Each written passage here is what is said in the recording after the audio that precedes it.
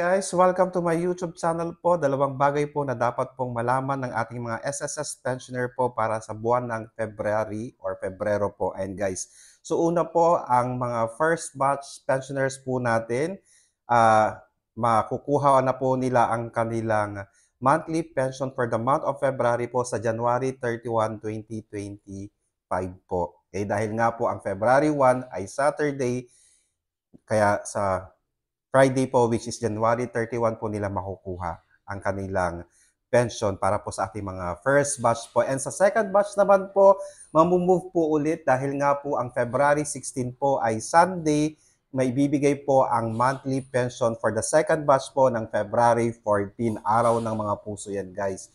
So Friday po yung February 14, kaya po mai-release po, makikredit po sa kanilang mga accounts ang second batch na SSS pension po ng ating mga pensioners po. Ayan guys, sana po nakatulong po ako. Please do not forget to subscribe, like, and share para po lagi po kayong updated sa ating mga videos. Maraming salamat po and stay safe. Bye-bye!